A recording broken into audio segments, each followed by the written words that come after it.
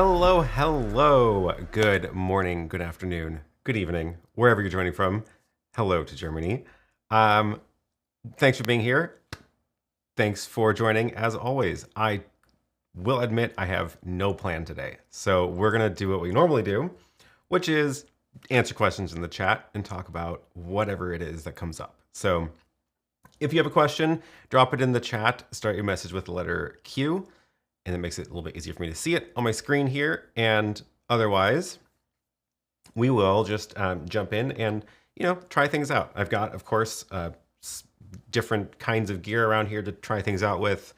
I've got the ATEM Mini Extreme set up over there in case we wanted to do some stuff on that. I've got an ATEM Mini on the back there, which is rigged up so we can try things out, whatever, we'll see how it goes. So yes, hello. And, oh, of course, I should mention before we get too far into this, it is a new month. Welcome to March, the third month of the year. I don't know where the other two went. If someone could bring them back, that would be great. Already a sixth of the way through the year. So that's time is just flying by. But beginning of the month means a new giveaway for discount codes to all of my online shops.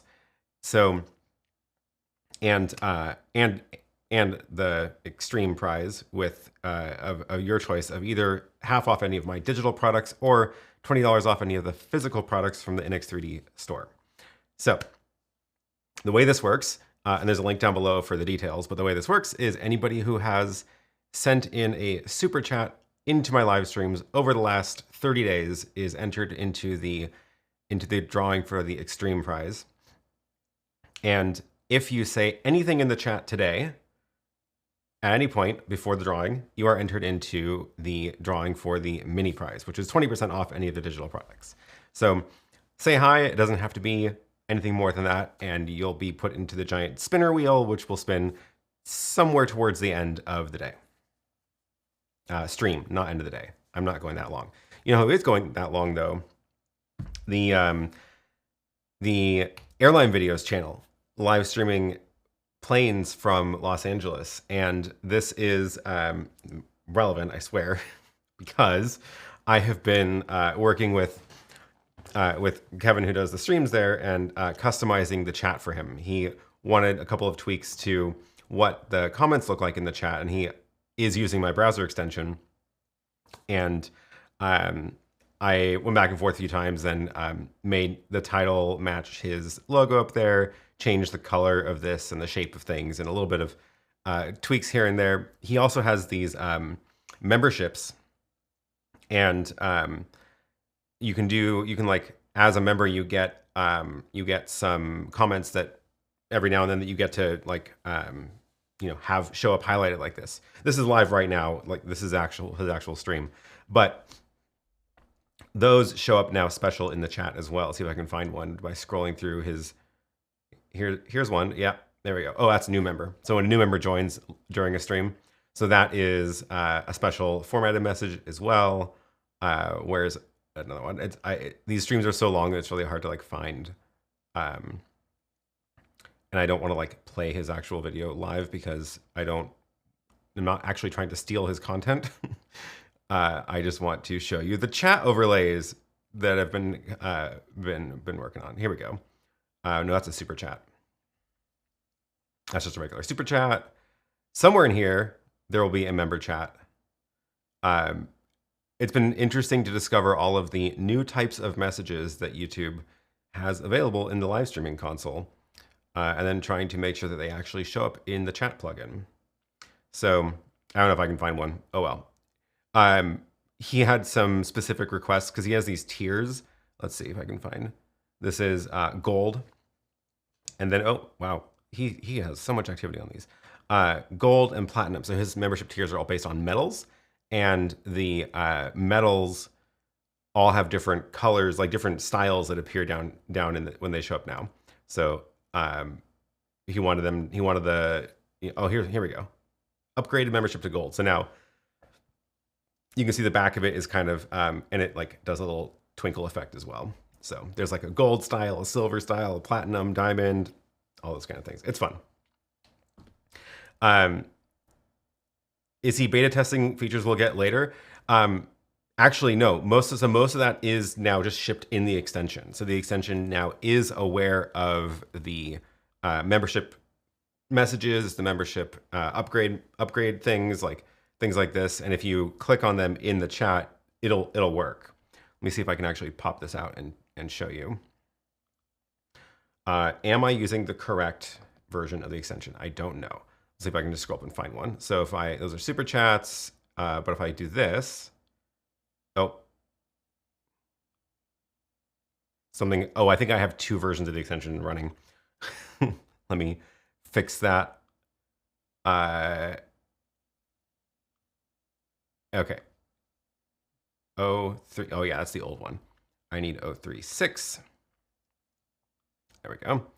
And if you have the extension installed, it should just auto update. But if you want to double check, it should be on 036 in the version here. And now, oh, I have to reload the page, of course.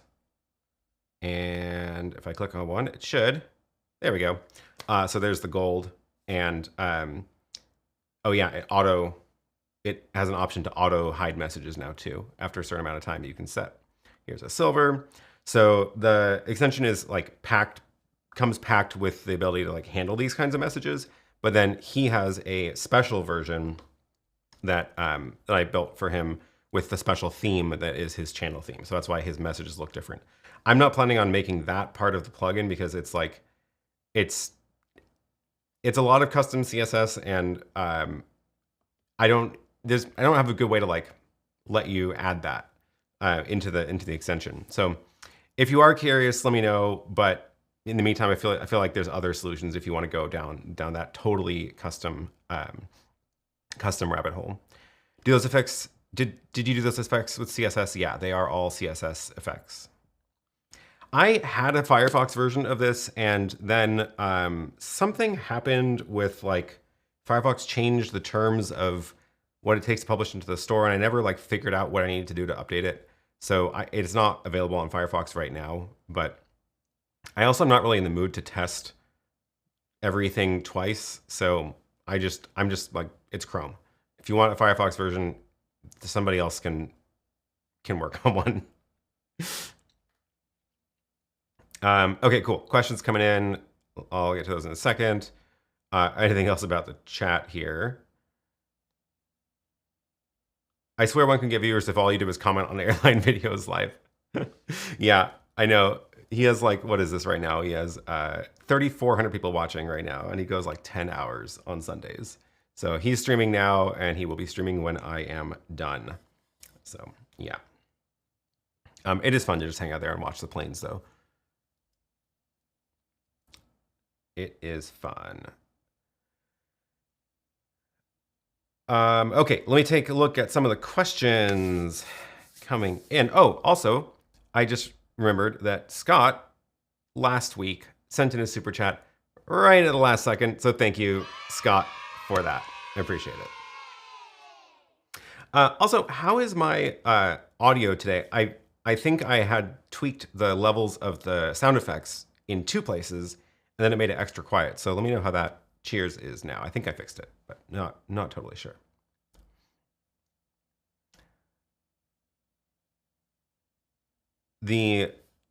Okay, Matthias from earlier says, what exactly happens when you use your video as a key and a color generator as the signal? Excellent question. Let's find out. That sounds just weird enough to find out. Let me do this by going into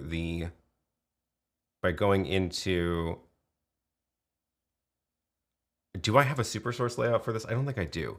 What I need is 3 windows because I need to show you the computer screen as well as the output of that ATEM. So what I'm going to do is take this layout, and we're going to go and make this work. So box 1 is good. Box 2 needs to be my computer. and probably bigger. I really should be using Mix Effect for this, but it's not on right now. There's my computer. There's my face, but we can make it smaller because that's not as important. And then down on the bottom, we're going to use, where is it plugged in? 15.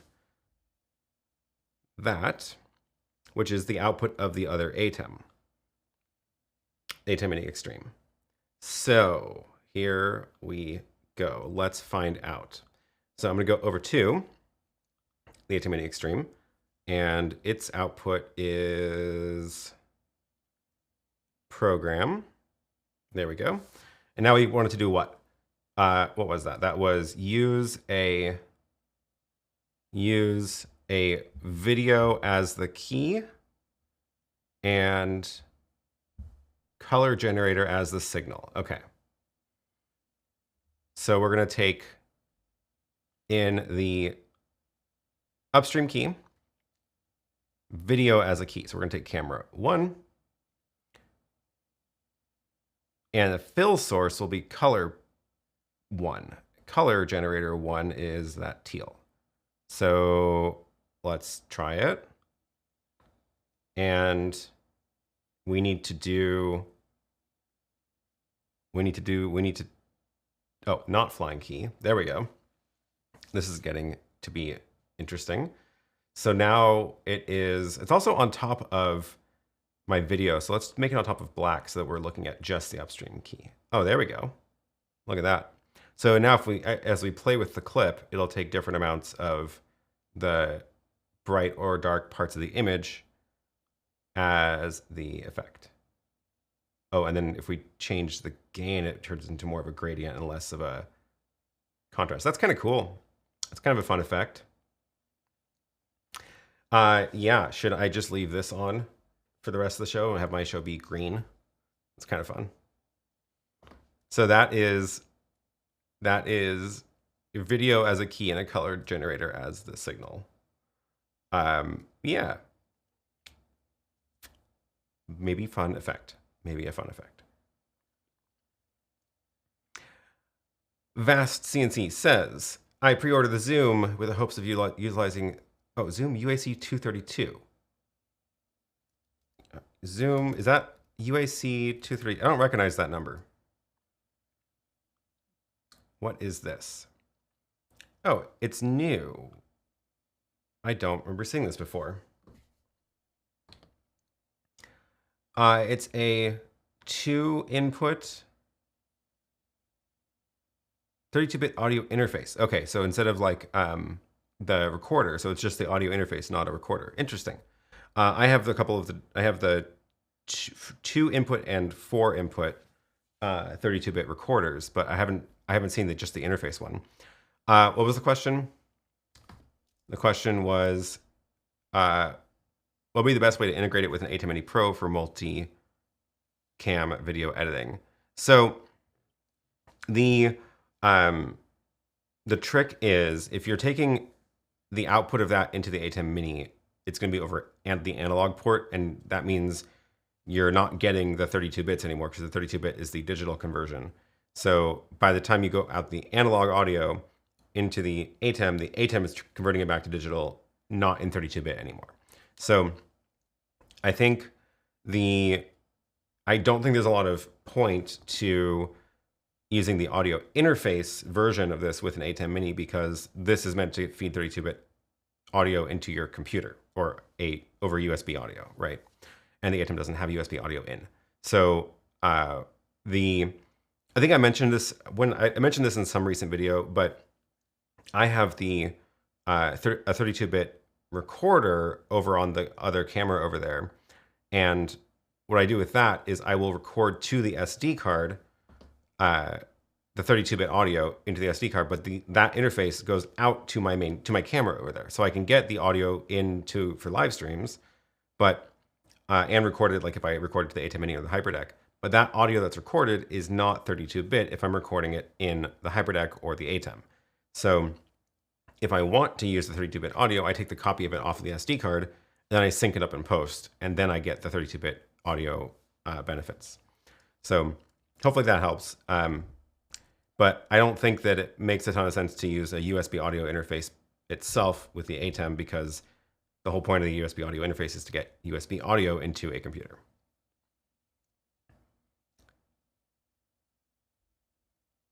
Okay, Peter, 2 questions. When doing live for a client, do you use a script, a plan of sorts to plan when graphics go in like you did at DaVinci Live with PhotoJoseph? Yeah, so that was the most recent gig I did with PhotoJoseph at the ResolveCon, and having the run of show was very, very important. So that was, we had like 4 pieces of paper that they had created that was like, here's our plan, here's the more or less rough, it ended up being pretty accurate timing, and which people, like the names of the people, because obviously I didn't know everybody who was speaking, and then the plan was, show the lower third when they come on. Here's like a clip to show during this break. They have all that stuff written out, so it was really helpful. And then we had to, load up all the graphics into the HyperDex and queue it all up to get it all ready, and definitely helpful. In other situations where I've had people who were less prepared than they were for the live show, usually what I end up with is just reading the program of the conference. So they'll have the schedule printed out for attendees, and I'll grab that, and then that's how I know who is coming up next or whatever, and then I just make up everything on my own. But definitely helps if the client is prepared. Ray says, I was recently involved in a project. We were one of the nodes in different countries. We were required to stream using SRT. We ended up using vMix as the least expensive option. Any suggestions? I mean, that seems like a good plan. There's not a ton of other SRT options, really. I mean, that makes a lot of sense. There are some dedicated boxes that do SRT encoding. I don't know how they compare in price to vMix. I haven't even actually looked at the vMix plans in a long time. I've certainly never bought vMix before. It seems like a good plan. But yeah, there are some dedicated boxes like the Magewell Pro Convert, for example, that let me see if I can log into mine. Let's see. Oh, right, mine's receiving, so that's not gonna really work. But there's the opposite version that's the encoder. But yeah, if you look at the receiver, I can receive an SRT feed on this, and then they have a similar version of this that's the encoder, which will push an SRT feed. That if you're using that with a ATEM Mini, for example, that would be the way to get an SRT feed out of an ATEM Mini, because then you're doing the encoding in that separate box. Yeah, Magewell Pro Convert does SRT.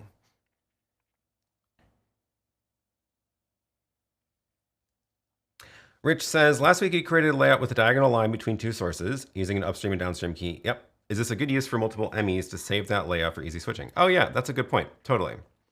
So I think I did that on, now I don't remember which ATEM I did that on. Do I have the graphic in here? No, it must be in the 4ME. Let's see if I can see if it pops up in my graphics pool once this loads. It looks like no. Okay. I don't know where it went. I lost it, but it was just a diagonal line that was in the media pool. But yeah, that is a great use of another ME, because right now, as I'm switching this show, I'm just using the top ME, ME1, and I haven't done much with the other MEs on here. I'm more using the other features of the big ATEM. Speaking of ResolveCon, in ResolveCon, we had the 2 ME rack mount there, and we used the second ME basically to run the projector.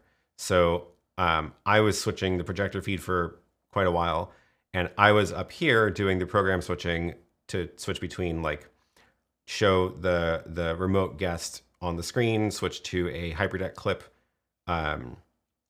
switch to the computer from the front of the room. And ME2, instead of using aux out, which is the other way to do it, one of the aux outs was basically just ME2. So full switching of it means I could use transitions and stuff too, right? Like doing fade transitions and instead of just hard cuts, which was kind of fun. But yeah, what it meant is I could like queue things up in ME2 and it's just always there to switch to. So if we did create that separate layout using an upstream and downstream key, or actually no, not downstream keys. Downstream keys are really, really downstream, but you could do it with upstream keys. And then you can set that all up on ME2, and then at any point, you just cut to it like an angle. So it's kind of like how I use SuperSource, where I could have created this layout using upstream keys, but then you have to like recreate it with macros, which is always annoying. So it's nice to have those kind of scenes that you can use. Oh, Christopher says Epiphan Pearl Nano is another good SRT box. Yeah, totally. But not necessarily inexpensive. Agreed.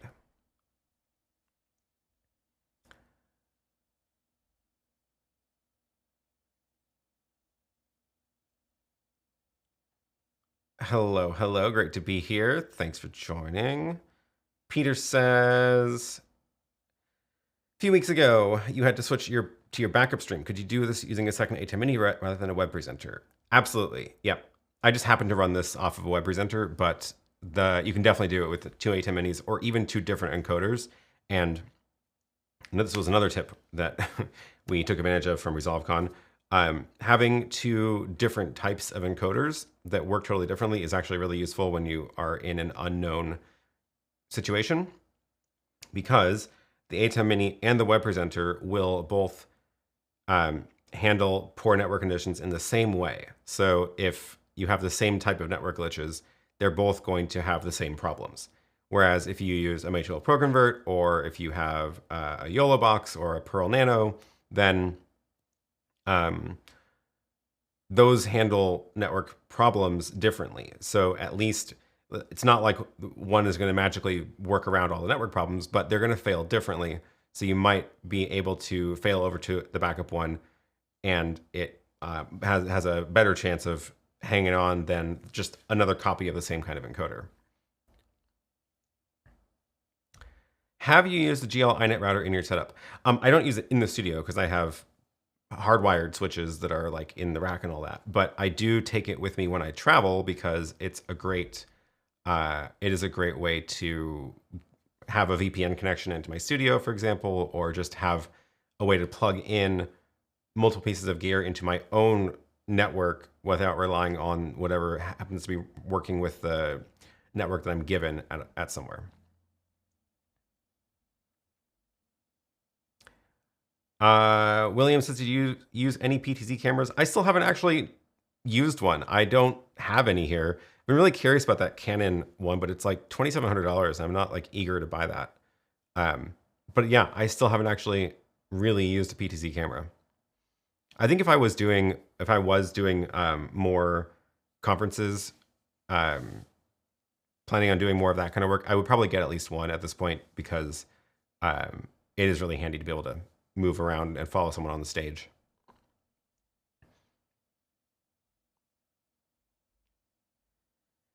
Good questions coming in. Don't forget to start your question with Q, because otherwise it gets lost in the chat here. Can you run Companion from the Mac as software or only from the Pi? You definitely can. Yeah, I just like using it with the Pi because it means that it's not tied to my computer, and I can have the computer off, or the computer can crash and it's fine. But no, you totally can. You can run Companion on a Mac, and then you plug in your Stream Deck into the Mac.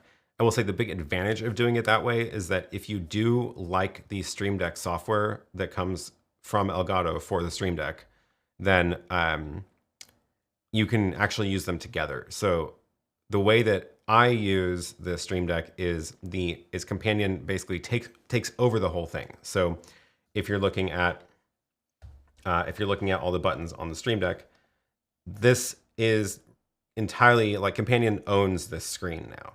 So if I was plugging into my Mac, it would be the same situation where Companion would take over the entire buttons, and then you aren't able to use any of the actual Stream Deck software for things that Elgato provides. So the other way you can do it, though, is you can, let me see if I have it here. I don't actually know if I've installed it.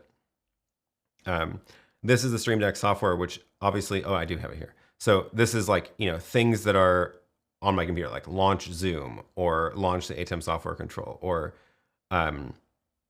any of the Elgato actions, right, which are going to do things on my computer. But then you can also you can make one of the buttons controlled by Companion. So now Companion owns only that button. And obviously it's not running on my computer, so I can't do anything with it. But you can, this is a small Stream Deck too, but this is basically means that you can combine Companion buttons with buttons from your computer, which is kind of cool. I just don't use it that way because I don't know, maybe I should spend some time to figure out what else I can automate on my computer with the Stream Deck. What did I just do? Oh, okay, everything's fine.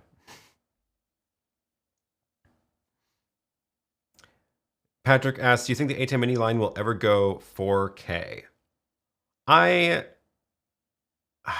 It's so hard to know what they're planning with the ATEM line. I kind of don't think so, but I have not been right about everything.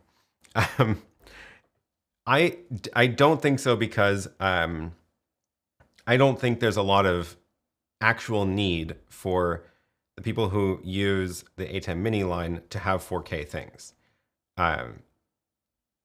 But I could be wrong. I could be wrong.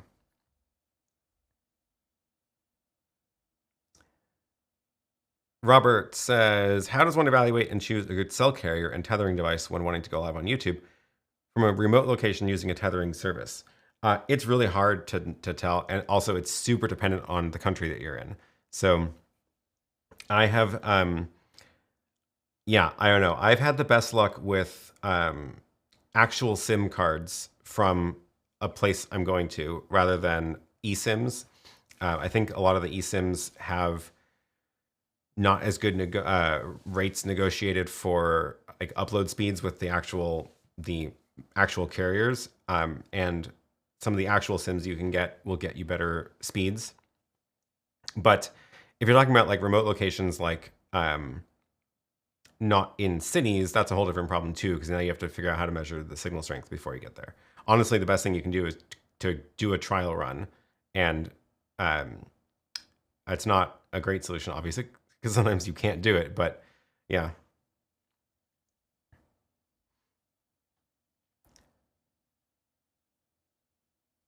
Roman says, what do I have to do if I want to use normal music in a live stream without taking the risk of getting blocked? What's the proper way? Ooh, there's not a lot of good ways to do that without having a lot of money, because you need to actually get the licenses for it and get it all cleared. I've never tried to be able to use like music from actual record labels. It sounds like a nightmare, and I would probably just never even try. The problem is that YouTube, like the content ID thing, is going to always match that song if you're using a song on another label. So you have to make sure that you have it pre-cleared with that label so that they don't go and then claim your revenue. And I don't know. It doesn't sound like very much fun to me. So I would just not even bother. So many ways that can go wrong, and you don't have a lot of sway when you're trying to negotiate the stuff with YouTube to get those things cleared. It's a big problem. Even like YouTube is so, they default to the side of the labels so much that you can actually take advantage of it as like you can publish music into YouTube that you don't even really own, but tell YouTube that you own it and then start making claims on other people's videos. And it's a whole mess. This happens with like stock music sometimes. And it's not a good situation. And that's even when like the YouTuber is doing everything above board with using music from properly cleared, royalty-free websites and all that stuff. So, and then if you're in that situation, there's just not a lot of tools you have to fight it. And the person at the other end who's like sending these claims, they can just reject any appeals you make, and you have to like figure out a backdoor to go talk to somebody at YouTube to get it resolved. Really. Speaking of, what's a good source of generic royalty-free music?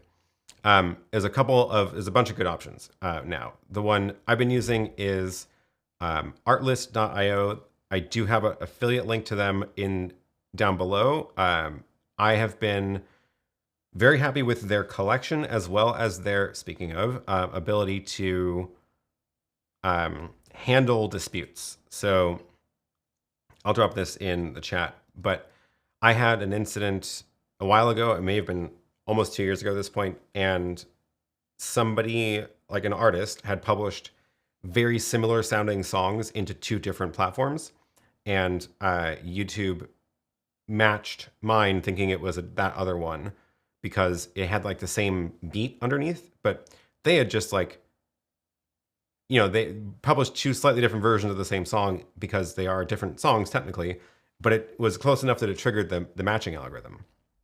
And I'm like, well, crap, I used the song that I found on this website. That should be fine. And thankfully they were able to get it resolved. So, they have the tools to go and figure all that out behind the scenes. The other way to do it is find artists who are publishing their own collections, like Matthias is suggesting. There's a couple different people who are doing this now. So Harris Heller has Stream Beats. Do double check the licenses of any of these, but let me see if I can find what is like the actual URL for this. Well, he has a YouTube channel that has it all. So, this is a better way to say it. DMCA free music. I have my pet peeve is when people call their music copyright free or call these collections copyright free, because that isn't really a thing. And unless they have put their music in the public domain, it is not copyright free. And even then, yeah. So what they actually mean is you're not going to get copyright strikes by using the music. And there's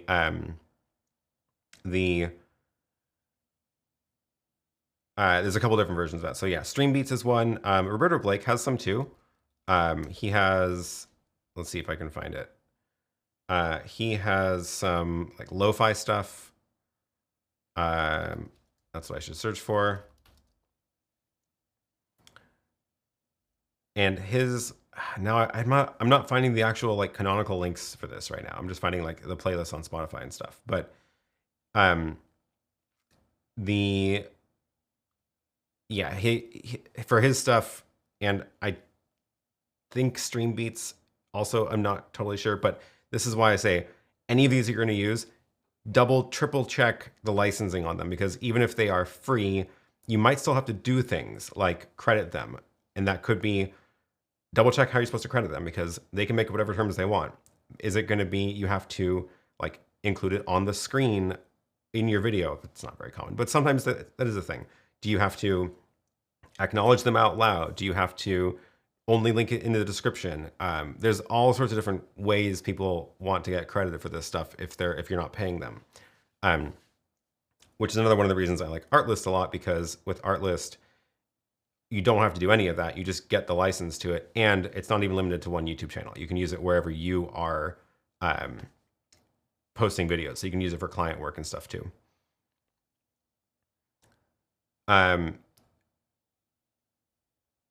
Was there? Oh, and then IT Never Gets Old says BMI ASCAP licenses for streaming and nonprofit is not too bad. I have no experience with that, but that's cool. That's good to know.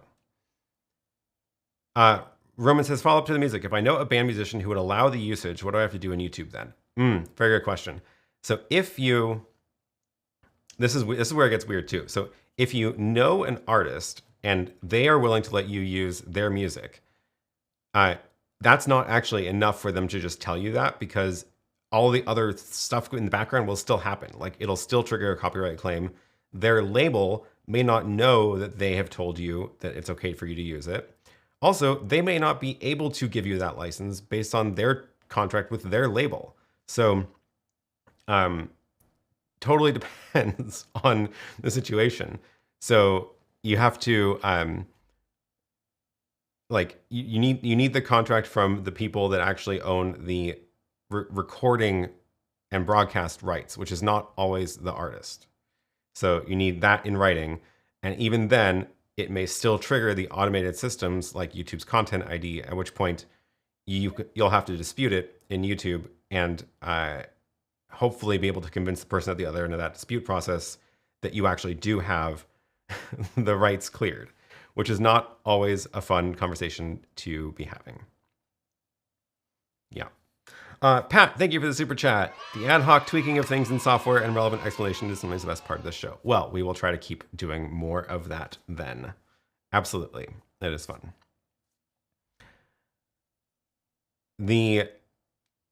And Digital Creations, thank you for clicking the like button. Have you? Yes. Click thumbs up. Love to see it. Thanks so much. Okay. James says, yes, I work with recording artists. It's not uncommon for them to get flagged by their own labels. Exactly. So weird. So weird.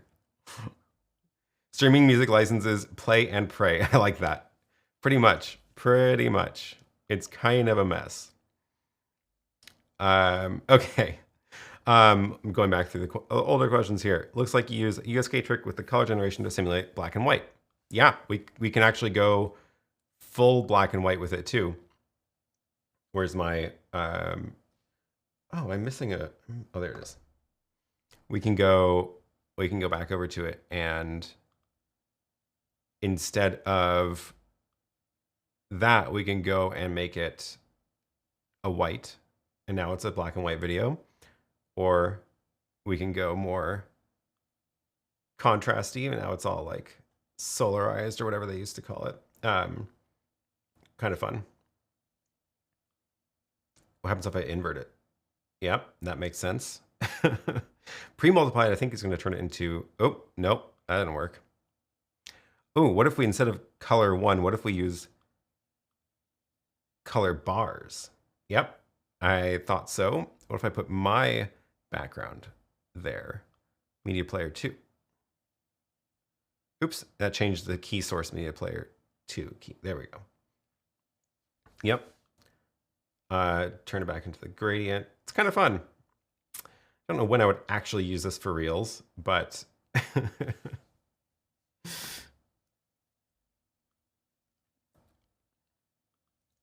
oh, Thor, thank you for the super chat. Once the triplex is done, I suggest a live stream from the deck on the roof so we can see the last minute jerry-rigging to make it happen. The chaos is one of the best parts of the show. I love it. Fantastic idea. Yeah, if you haven't seen the latest episode of the House Files, it is linked below, and it's all about the hot tub that's going onto the roof of the building, and deciding what type of tub and the layout and everything else. I also haven't done an episode on this yet, but I was drawing out all the stuff that's going to go up there, like where the outlets go. It's going to be like a shower head up there. There's going to be heat lamps. There's going to be water pipes for like a misting system for the summer when it gets hot. It's going to be like a whole living room up there. And I like the idea of doing a live stream from up there and scrambling to make it work. So yes, noted.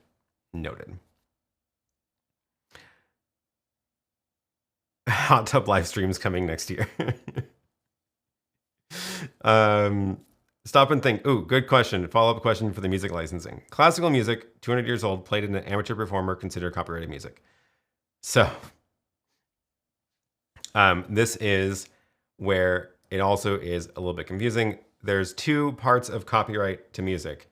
There is now it's been a long time since I've done this. I don't remember the actual terms, but there's the music itself, like the concept of the music.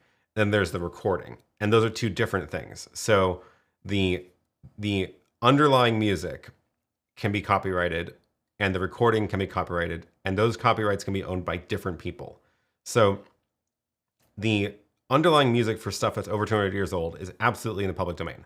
So, classical music, public domain, anybody can now take the music and make a new recording. As soon as you make a recording of it, the recording is copyrighted by the person who made the recording now. So if I perform a Beethoven song, I own the copyright to the recording of that song. And if somebody tries to use my recording of it without my permission, I can go after them for that. Now, this is where the Content ID system does not work at all with this concept, because Content ID on YouTube is very likely to flag two completely independent recordings of the same song as the same recording, and totally incorrectly match it'll just do the wrong things. So it's kind of a mess. The mechanical rights, thank you. And publishing, yes, that's the term. So the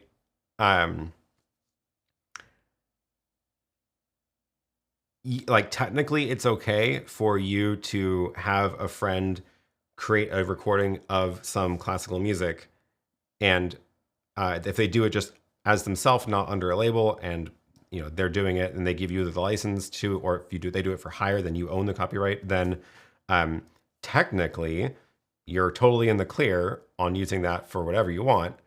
But in practice, it's probably going to get flagged by somebody else who earlier has done a recording of that same song and published it through a label that's put it into the Content ID system. So yeah. James says, the short story is you cannot 100% guarantee that any music will not be flagged. Yes, agreed. So, yeah, it's just not, it's not good. It's a bad system. The whole Content ID thing is a bad system, but there isn't necessarily a better system. So the problem is that it's a little bit too skewed right now. So it's easier for people to take advantage of. One technique that kind of works is to bring classical music into GarageBand and alter the tempo and instrumentation. Yeah, but yeah. Oh yeah, and Chris says even original pieces can be flagged if they're too similar. Totally. Yep. Yep. Okay. Wow, time is flying by. It's already 45 minutes in. And I have not had enough coffee yet. Okay. Let's rooftop hot tub best life. Yeah, it's gonna be great. Hopefully later this year it'll be done. We will see. Okay, let me see if I can. Ooh, the questions are piling up. I'm gonna see if I can get through a few of these really quick. Patrick says, if you don't use one of your HDMI inputs on the ATEM Mini, can you use it as an audio input through HDMI? Sure. You could get an HDMI audio injector, and then you would get analog inputs that you could feed into the HDMI. Totally. Bill says, if I want to link ATEM Mini Extreme into a new Television Studio HD, what are the delays, implications in using USB out via PC, HDMI out, or Ethernet out? Ooh, good question. Okay, ATEM Mini Extreme, HDMI, yeah, but it also has a webcam out. The new Television Studio HD, by the way, if you haven't seen that video I just put out last week, that is linked down below. It's my thoughts on the new Television Studio HD. The Television Studio HD does not have any kind of USB video in. So that USB option would be ATEM into a computer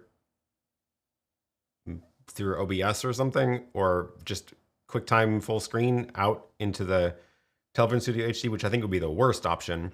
Although maybe not the most delayed option, interestingly.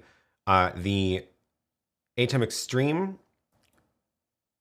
can stream directly to the Television Studio HD ISO. The ISO one has the RTMP receivers in it. That delay will be not zero, but pretty good. But it will depend on the network and the distance. So I think I did that test last week. It ended up being like half a second. I was streaming from my ATEM ISO back there into the streaming bridge, which would be similar to how you link up the Television Studio HD. Half a second, I would consider that like the best case scenario, and it's going to get worse as you have more distance between them. HDMI out definitely will be the fastest. So HDMI out of the ATEM Mini Extreme into the Television Studio HD, I guess through a converter, because you have to get it into SDI, but the converters don't add any real latency. So that would be the least latency, and that would be probably how I would recommend doing it. That will probably end up being about a frame of latency.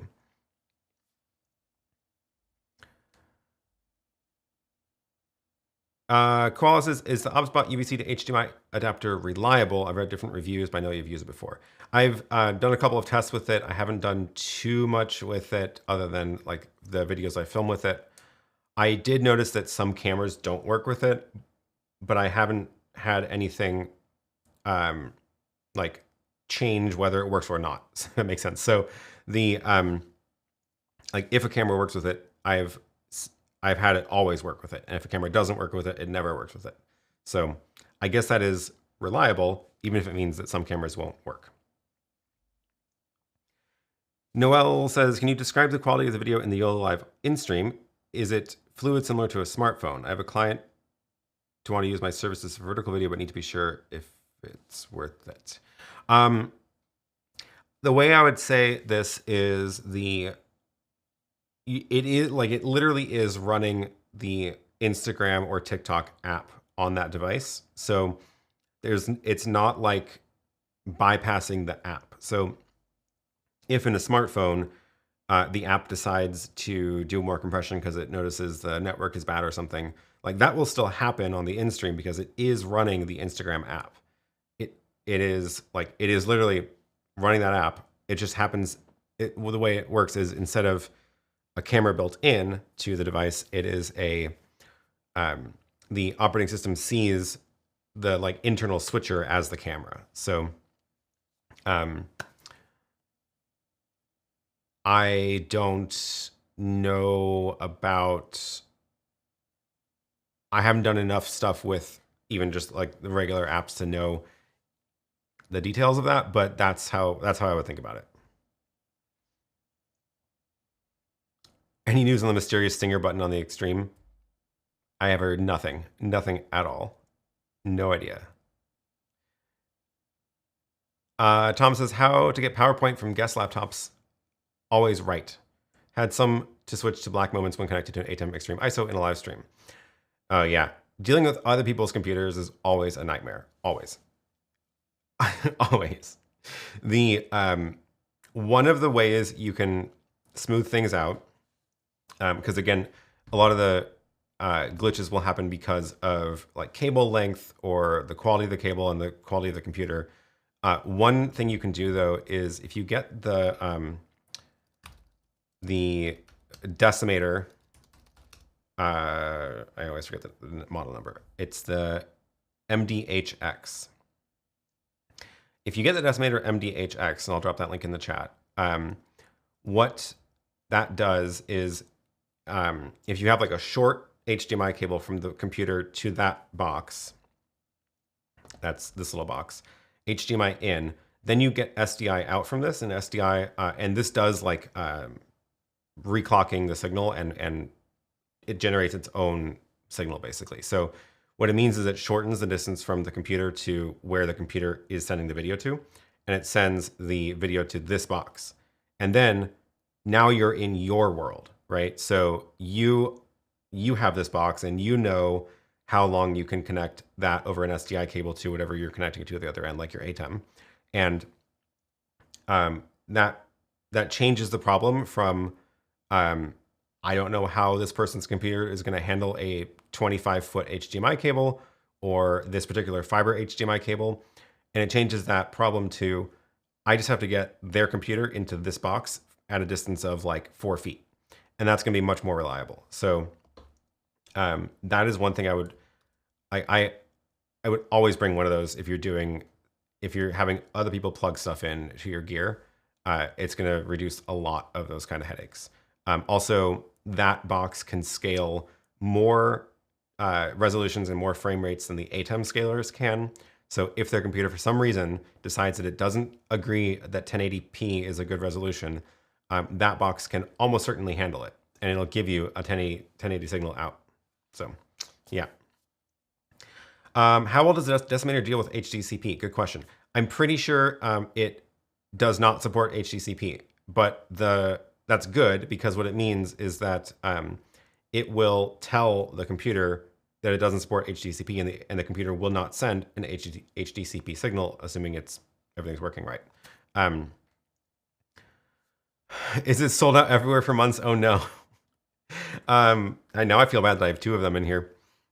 But if you can get one, it's great. It's great.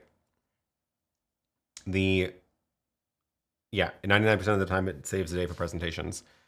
Definitely try to get a hold of one if you can, if you're doing that kind of work. Eric says, hell is other people's computers. Yep. Oh yeah, okay, another option, HDMI to NDI. Again, same concept, right, of get the HDMI out of the computer, make that distance as short as possible and get it into gear that you're familiar with faster. So, does the BMD up-down cross perform the same function as the MD-HX, or does one or the other have different features that make it better suited for this? Good question. I've never actually used the Blackmagic up-down cross. What a funny name. Let's see if I can find it really quick. I think it's in, I forget what it is, broadcast converters. Mini converters, I think it's in the mini converter. There's so many of them. Yeah. So, the Decimator has more features. The like image flip, for example, it has image flip. I don't think this one does. No mention of it here. But the Decimator can actually do horizontal or vertical or both flip. So you can use it for teleprompters, which is great. What I would do is I would look at the tech specs here and double check. Here it is. All because they usually list the input and output resolutions that they support. So this supports, this is really small, sorry. HDMI input video standards. Oh, so it's basically the same as the ATEM. So it's actually not that many. It's the 720 and 1080 resolutions. I hate looking at the Decimator website because it's got these giant spiders on the background and it freaks me out. I really wish they would change that. I'm going to remove their background because I don't like it. Get out of here. Where are the spiders coming from? Oh my gosh. Trying to, there we go. Okay. I don't like spiders. I'm sorry. Somewhere in here, they list oh yeah, it has more inputs and outputs too. So it can do HDMI in, HDMI out. It has 2 pairs of SDI outs, and you can choose basically anything. So you can say like, I want SDI out to be one to be a pass-through copy of HDMI, not scaled, whereas SDI out 2 would be a scaled version of it. So you can use that to, for example, send a non-processed version to the monitor that's close to the person presenting, but then send a processed version out to your switcher. That's really handy. I don't think the Blackmagic ones do that. And then this has HDMI and SDI in. So, but I'm looking for the resolutions. So let's see if they have it here. It might have to be in the hardware manual PDF. Do they list the resolutions? They do. Okay, so they have scaling output format. Where's the input? Oh, it does aspect ratio stuff too. Yeah, that's right. Oh my gosh. There's the horizontal and vertical flip. Oh, there's audio routing options too. I'm pretty sure this thing can do a lot more than Blackmagic. I can't find it, but somebody else can chime in. Oh wait, did I? Oh yes, great point. IT never gets old. It will do HDMI and SDI conversion in both directions simultaneously as well. Yes. The the redback spider is every Aussie kid's woodpile nightmare. Oh yeah, no thanks, no thanks. That's probably, I could never live in Australia because of that. Nathan says, I was going to get the up-down cross, but ended up getting a great deal on a used Roland VO2, which can do what I needed and a lot more. Now I have switcher inception. Switcher inception is fun. That's a good point. Some of the other switchers do have do scale more things than the ATEM Mini scales, so that's another great option too.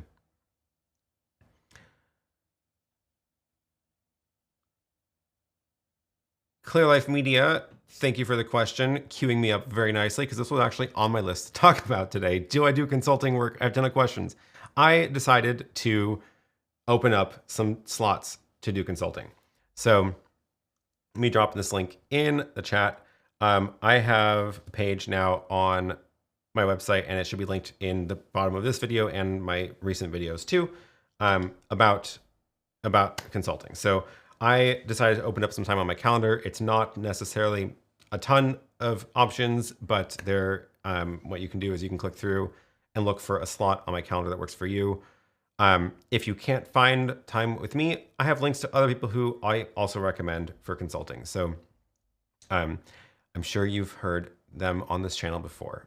Photo Joseph and John Barker and Tech Condo all have options as well, and they're in different time zones too. So highly recommend any of them, or you can book some time with me and we can chat. I would ask that you, when you book time, you'll have a little box to type in a question. Give me a little bit of context so I know maybe I can look things up and have some links prepared ahead of time before we chat. But I'm happy to do that. Another side gig. Yeah. Well, we'll see how it goes. If it's hopefully, I like talking about this stuff, and hopefully I can help more people this way. David, thank you for the comment. If your like button is transparent, please click it to make it solid. Help the algorithm. Absolutely. Matthias says, why are those Magewell converters so expensive? I guess because they're tiny computers and they can do a lot of stuff. I don't know. They're solid though. They are worth it. Telmotech, thanks for joining. Is there any solid alternative to the ATEM Mini Extreme ISO, meaning 8 HDMI input device that records every input simultaneously? I have not seen even a not solid alternative to that. The only other thing I can think of would be a PC with with 2 of the 4 input capture cards, and I do not think I would recommend that. I'm pretty sure you have to spend a lot of money on a computer fast enough to be able to handle that. But yeah, frankly, ATEM Mini Extreme for 8 input, 8 channel or 9 channel really recorder, it's really hard to beat that. It's really hard to beat that. Maybe somebody will come up with one later, but I don't know. Any of the other HDMI recorders I've seen are just 1 input, 1 channel. Hyperdeck, for example. So you can get 8 of those, but that's not cheap. Yep.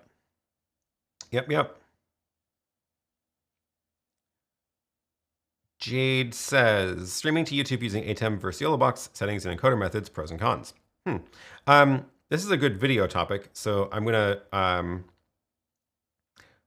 to try to answer it briefly now, but make a note to actually do a deeper dive into this. And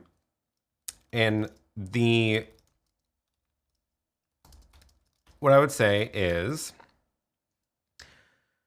the ATEM and the web presenter, they both do variable bitrate recording, which means that it will only use as much data as needed to compress the image that you're giving it. So if you are giving it a static, like a mostly static picture like this, it'll use less bandwidth, which sounds good in theory, but some things receiving that stream don't like it. And you don't get another option with the ATEM or the web presenter. That's just how it works.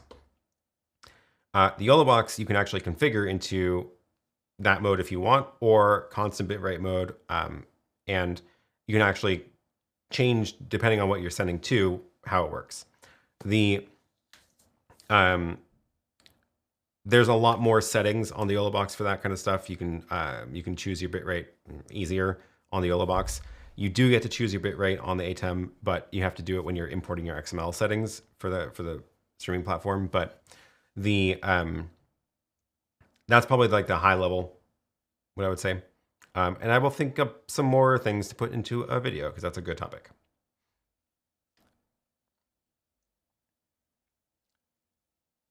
I've been testing Insta360 Link as a webcam, and it would be interesting if that could be used as a PTZ camera. Have you seen Raspberry Pi implementations with XY webcams? You know, which is it? It's the OBSBot that has an actual remote for it, so you can actually use it that way. But the Insta360 requires that if you're not just using the AI version of tracking, it requires the software on the computer that talks to it. So I haven't seen anybody port that to the Raspberry Pi yet as like a generic PTZ controller, but it'd be kind of cool. Jamie says, do you use a sync generator in your setup? I don't. No, I don't have any of the fancy sync stuff plugged into the gear. So I guess that means I have slightly more of a delay than I would otherwise between the sources because the frames aren't synced up, but it's not important enough for me to fix that. Raheen, thank you for joining. Raheen says, I have the ATEM Mini and the ATEM Mini Pro. I'm wondering, should I get the ATEM Extreme ISO? With what I have, is the investment worth it? The big thing that you're going to get with the Extreme ISO is the 8-channel recording, which if you have the ATEM Mini Pro, you only have one recording output. So if you would benefit from being able to record all 8 of your inputs at the same time to be able to do editing and post, absolutely, absolutely worth it. And the Extreme ISO, the HDMI version isn't even that expensive anymore. They dropped the price on it. And it is, again, like I was saying earlier, like there is no other way to record 8 inputs for that price at all. So if that's important to you, that's absolutely worth it. If you don't care about being able to record 8 channels, then don't worry about the ISO feature. Get the non-ISO version.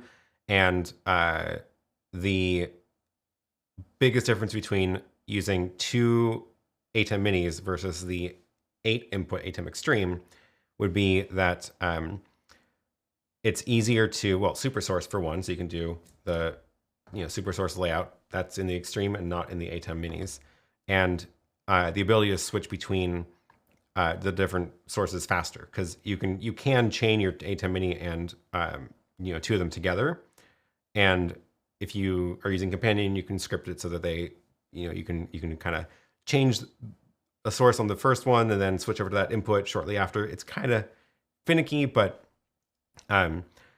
it's easier on the ATEM Extreme. Maybe not if that's like the only difference, not worth the upgrade, but the super source and the ISO recording, absolutely, absolutely worth the upgrade.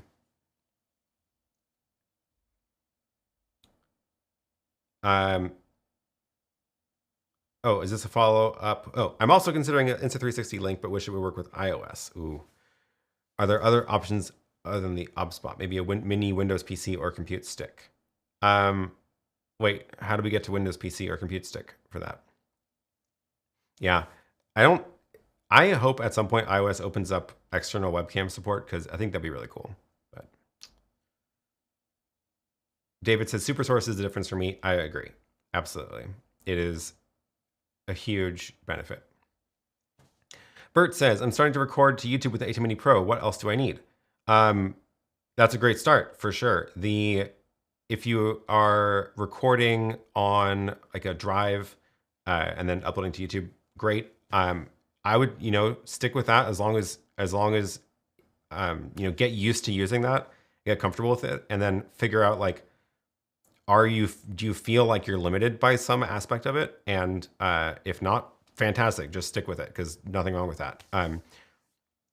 If you start realizing that like you've got your 2 cameras and like a computer plugged in, and then you plug in an iPad, and then you're like, oh, and now I need another camera angle here.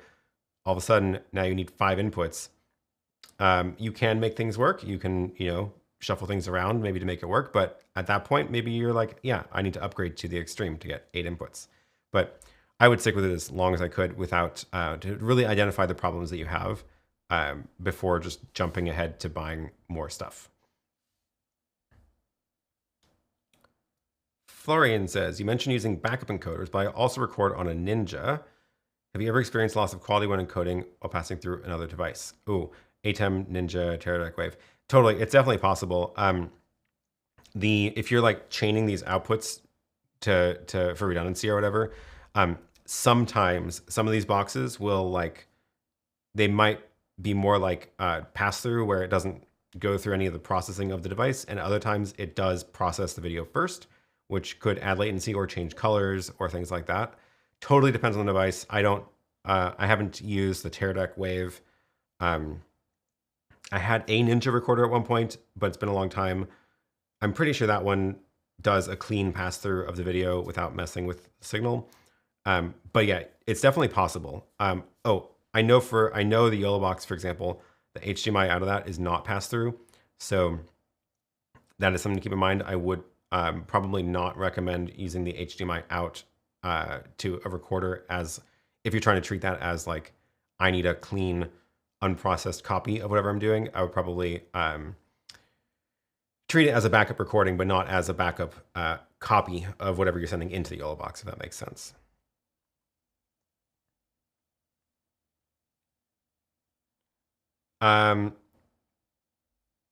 Oh, I saw this comment come through and I forgot to click it when we were talking about the other ATEMs. Do you recommend setting up 2 ATEM Mini Extremes to use as one? You definitely can. I don't think I have anything quick way to demonstrate it here, but yeah,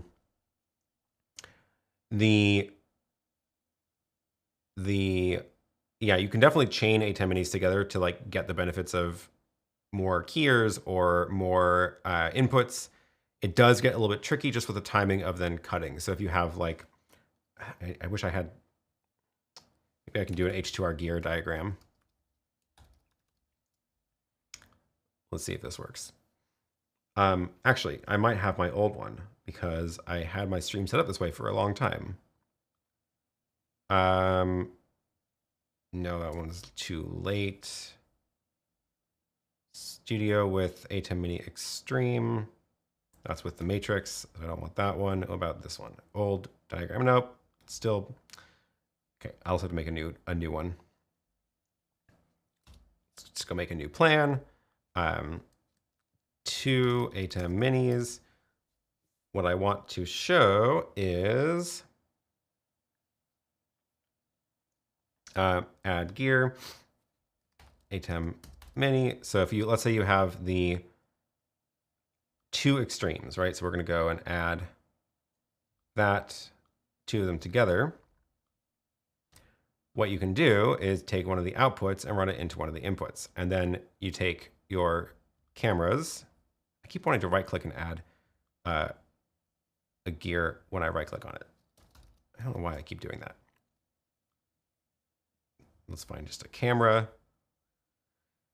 Pockets in my camera, sure. Doesn't matter. So let's say you have, all your other cameras here, and then you have a couple cameras plugged in. Where did it go? There it is. You have a couple cameras plugged in here. So the reason that I'm showing you this is because let's say you are currently showing this camera on air on input 3, and then you want to show that camera on air. That's on input 2 in your rear ATEM Extreme. That ATEM Extreme is plugged into HDMI input 1. So you need to do 2 actions. You need to change this to input 1, and you need to change this Extreme into input 2, which means you want to do this first so that the output matches is this camera, and then a split second later change this to input 1. So you can do it in Companion by setting a delay, like 50 millisecond delay or whatever. And that can definitely work. But it means that you have to make sure that all your switches, your camera switches and your buttons are set up to like control both ATEMs at the same time. It definitely can work. I ran my show like this for a very long time with 2 ATEM Minis before the Extreme came out. And I was very happy to upgrade to the Extreme to deal with it only in one. Plus, again, getting the super source generator like this layout that you're seeing. But you absolutely can do that. Okay, we're coming up on the 20 minutes left. Want to make sure that I spend time to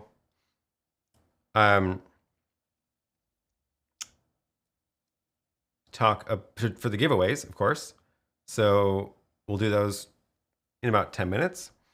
Yeah, I'm going through my little list here. Don't know if I can get to all the questions. There's too many of them. We'll see. Ilya says Panasonic 12 to 35 or Olympus 12 to 40 if using without lens stabilization for the studio. Oh, I don't know. I haven't used the Olympus one. I do have the 12 to 35. That's actually in the table camera that I use for the videos on that from the other set. I think it's fine. I don't know anything about the 12 to 40 Olympus though. Yeah, they're probably both fine, frankly. Matthias says, the LUMIX camera that you're using, what are the possibilities of controlling it remotely from a computer via the network? So the BGH ones that I'm using right now, they have a computer program called LUMIX Tether that you can use to remote control them. One of the problems with this program is that here's like all the cameras that are plugged in. There is no way for me to add a camera by IP address. And I think I told Photo Joseph this to pass it on to LUMIX, but I'm going to see if I can push on that again. The reason I say it's a problem is because it auto discovers cameras on the network, which means they have to be on the same LAN and the same subnet so that the like broadcast messages show up right. So I cannot have a computer at home over the VPN and talk to these cameras because the VPN doesn't pass the broadcast messages over the network. I would like that to be possible, but it's not a thing right now. So the remote option is I remote desktop into this computer, and then I use this computer, which is on this network, to remote control the cameras. Not ideal. I would like it to work differently. I would like to have a direct connection to the cameras, but that's not possible right now.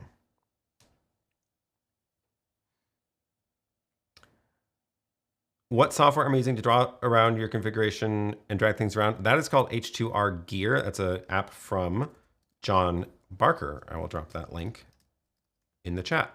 It's a great app for doing this kind of diagrams. It's really useful. Arul says, thanks for all your contributions. You're welcome. Is it possible to connect an ATEM control software to an ATEM switcher over the internet? What's the cheapest reliable way of doing this? It is possible. However, there is no security.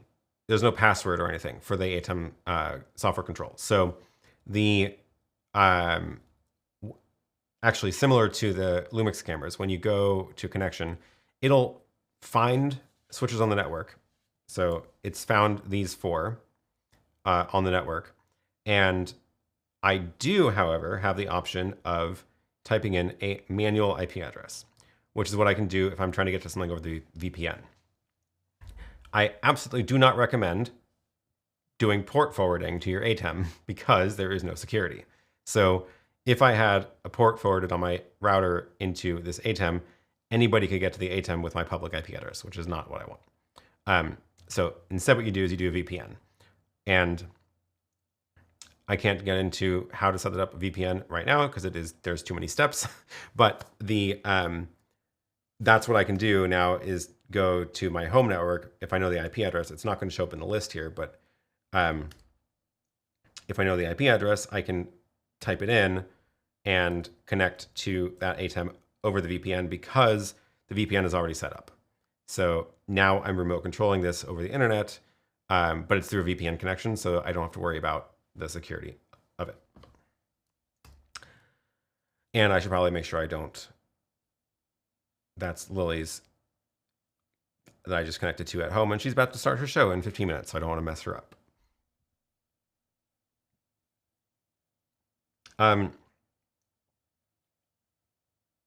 Sort of related question. How do I connect the ATEM's Mac with companion Stream Deck on the go? Do I bring a switch or use wireless somehow? So definitely,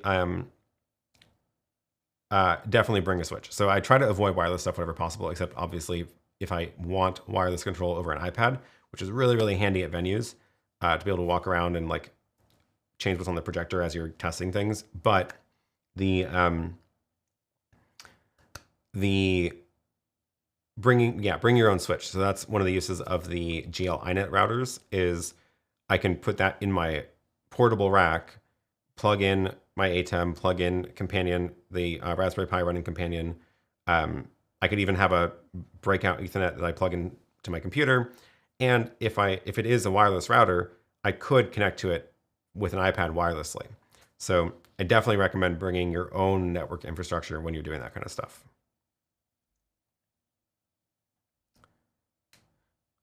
Graham says, what port would you need to forward for the ATEM software control? I'm not even going to tell you what port because you should not do that. I actually don't remember, but do not port forward to your ATEM. It is not a good idea. Use a VPN.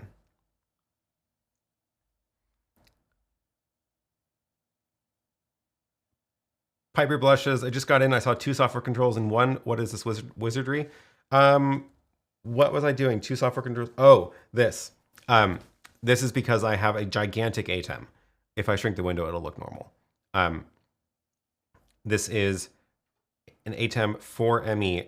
ME is a mix effect, which is basically like a switcher. So it kind of has 4 switchers in one. So I'm mixing my show on ME1, which is like the top one. And there are 3 more. And I'm not really using them. I do have, like, I have a button in here for something, I forgot what it is, that I do set up on ME2. But it's just kind of like having a separate switcher. And if you look at the outputs, let's say I have like my monitor over there, I can have the monitor show me the output of ME1 or ME2 or 3 or 4. So I can actually effectively use it as 4 separate switchers and mix 4 totally separate shows. Video, the audio, there's only 1 audio bus in the whole thing. But when you make the window big, it gives you 2 of them. And then you can change the top one with these buttons, and the bottom one's always ME1. But that's because I have the gigantic ATEM, which is fun, very fun. Okay, 2 minutes, then we're gonna do the giveaway. If you haven't spoken up in the chat yet, say something, because if you say something in the chat, you will be entered into the giveaway. IT never gets sold. New PK1 product, Yolobox flotation device for hot tub streaming. Oh boy. The webcam output of the ATEM is full range, however, Zoom and MS Teams expect legal range. Any idea how to deal with cartoon style colors resulting from that? No, it's kind of a mess. They don't have an option for changing the color range in the ATEM. If it's really causing you problems, then you're gonna have to just use a separate capture card. So, yeah. Clear Life Media says we use Blackmagic Ursa G2s into the Television Studio Pro 4K, then into Wirecast. We're having quality issues on the record to post. I don't know. I don't know what would be. I don't know what kind of quality issues you are talking about. Sorry. Okay, let me scroll through really quick before we do this. Rossi says, I've been using PC-based computers for over 40 years. Would it work if I switch to Mac Studio with no experience on Mac OS and continue working with ATEM Mini Extreme? Oh, good question. I would say yes. The ATEM software control is extremely similar on Mac and PC. You shouldn't have any trouble with switching to a Mac and using the ATEM software control. Obviously, the difference would be like navigating your files will work differently, but I don't think there's anything else that you would have trouble with. Yeah.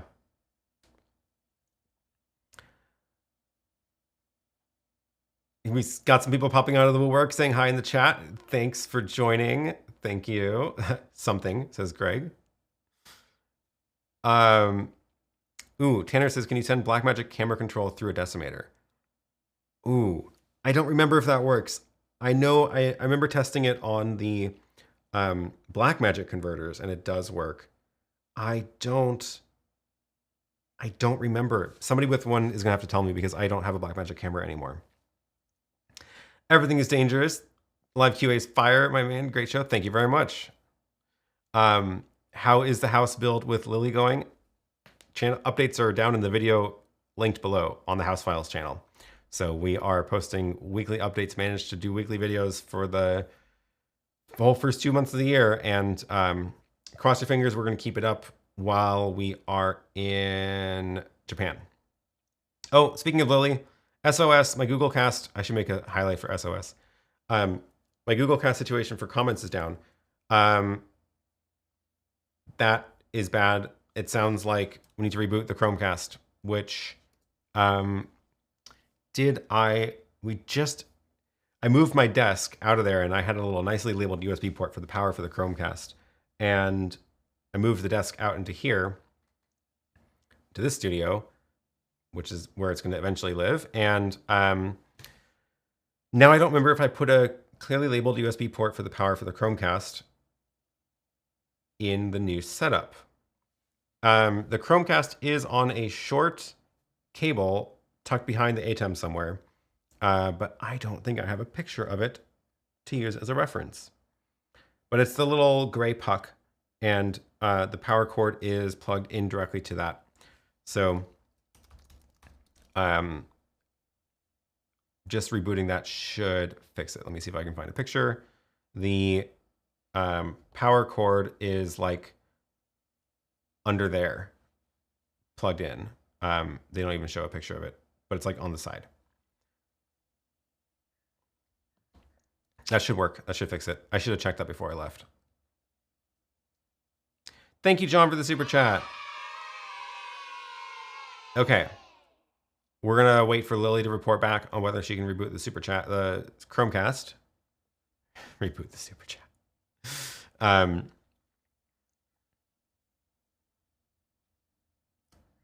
And in the meantime, let's go ahead and queue up the giveaways.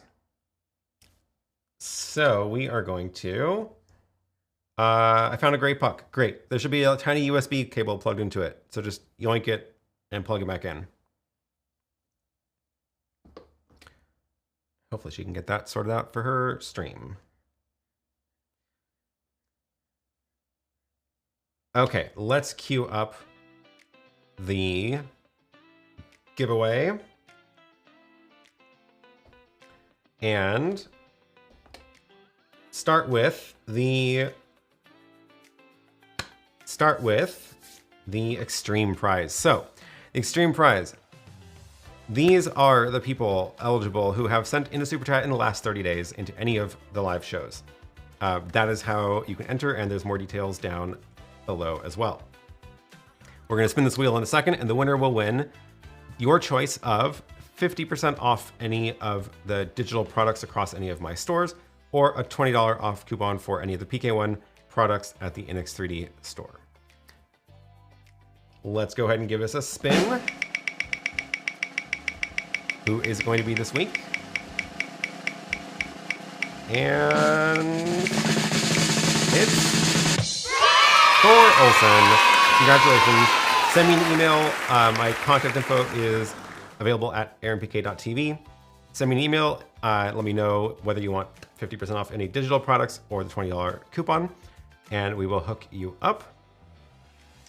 And let me show you real quick. You can find any of the products at shop.aaronpk.tv. There's all sorts of stuff in here, everything from I have some downloadable stuff, and I have a digital planner for the Remarkable tablet, which I've been very much enjoying this year. This goes for the stress test video clips as well, which are the most expensive digital product. So just saying.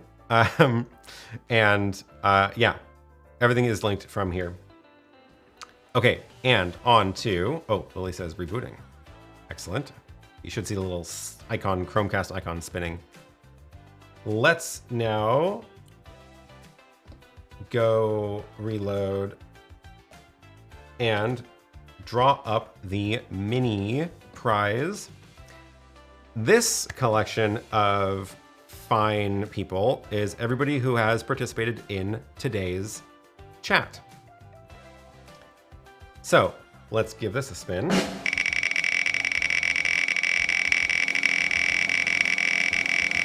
And who's it gonna be? Ooh, there's so many. Double F. Congratulations. Send me an email. Again, my contact info is at aaronpk.tv. And let me know. Let me know your contact info so I can send you back the coupon code. That'll be for 20% off any of the digital products. Congratulations. Thank you for joining, as always. And Lily says, got it, had to open a new tab to get it to find it. Excellent. I don't know why the Chromecast just like sometimes disappears from the network. It's very frustrating. It's very, very frustrating. But it does work. Okay.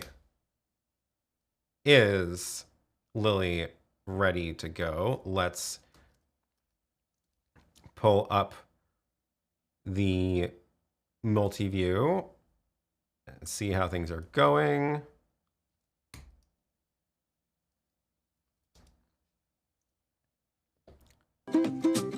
Oh, there she goes.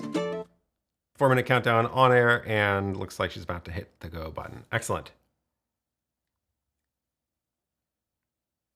Okay, so we are going to send you over there very shortly. Let's get through a last couple of comments. Sorry I can't get to everything today, but come back next week and we will chat more, of course. What have I missed? Everything now, in fact. But you can always watch the replay. Can you stream the HDMI out from a DJI Phantom into an ATEM Mini Extreme ISO? You will need a thing to receive the RTMP feed. That's the word. I definitely recommend the Pro Convert for that. So the Pro Convert, let me drop that link in the chat really quick, but that is a solid box that receives RTMP feed from whatever. And they have an HDMI and SDI version. So I think that's about it. Remote multi-view brought to you by WireGuard VPN. Absolutely. Raspberry Pi to Raspberry Pi over WireGuard. It's super, super handy. Have I considered channel memberships? I'm thinking about it, but in the meantime, super chats are my channel memberships. Okay. We are just about out of time. So again, let me drop in my link if you want to keep chatting about stuff. I do have some openings on my calendar for consulting if you want to chat with me in more detail about your specific problems. So go ahead and find a time that works. The calendar should be up to date with my calendar. It should be synced. It's all using Calendly. It's kind of magic. Otherwise, come back next week and we will keep chatting about, you know, whatever, which is how things usually go. It's kind of fun. I am enjoying the new effect of the black and white RGB thing going on here. So it's kind of fun. Thanks for that question. That was always, it's always a blast. So thank you for joining. See you again next week. In a couple weeks, I will be in Japan. So let me know if you have any opinions about which streaming gear I should take. Yolobox Pro, only the Mini, none, just use OBS for a change. We'll see. I think I have 2 streams I'm going to be doing remotely, or maybe one from the airport and one in Japan. We'll see how it goes. Anyway, it'll be fun. But next week, we're back here, same time, same place. So thank you all for watching and see you again next time.